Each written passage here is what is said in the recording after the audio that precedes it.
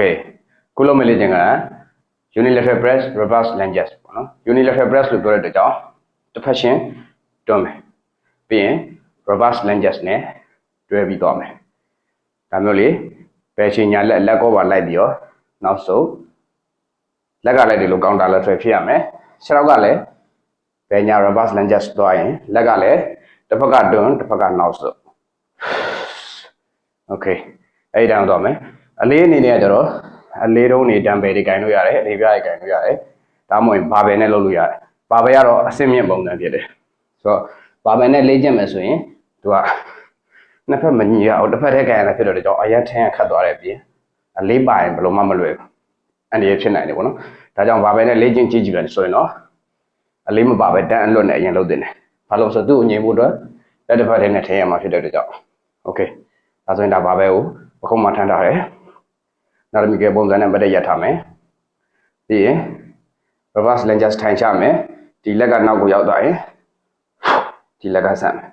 ပြီးရင်ပြန်ထားမယ် Okay ဒီမှာကျွန်တော်တို့ကထိုင်ချတဲ့အချိန်မှာလေကိုအပြည့်ရှူသွင်းသွားမယ်နှာခေါင်းနဲ့အပြည့်ရှူသွင်းသွားမယ်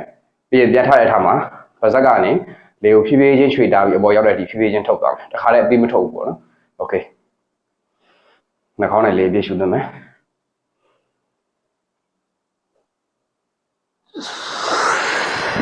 Okay.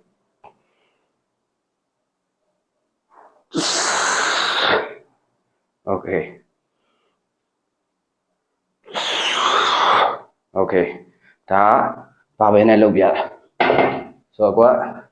တံပယ်ရှိရဆိုတံပယ်နဲ့လုပ်လို့ရတယ်ကတဘဲရှိရဆိုကတဘဲနဲ့လုပ်လို့ရတယ်ကတဘဲကလည်းပုံခတ်တယ်ဆိုတော့တံပယ်တွေအလေးတုံးတွေလေးပြားနဲ့လုပ်တာကပိုးစင်ပြီဒီမှာကျတော့နောက်တစ်ဖက်ကိုကျွန်တော်ဒါနဲ့လုပ်ပြမယ်Bulgarian back ပေါ့နော် Okay ဒီမှာဘယ်ရှည်နောက်ဆုပ်ပြီးထိုင်ချမယ်ညာလက်နောက်ပူတယ်ပြန်ထားတယ်နှာခေါင်းနဲ့လေးပြည့်ရှူသွင်းမယ်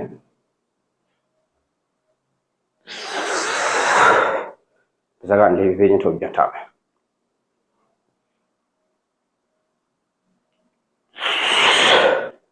Okay ဒါအနေပြတာပေါ့နော်ပုံမှန်တန်ဖိုးအတိုင်းပဲသွားမယ်ဆိုရင်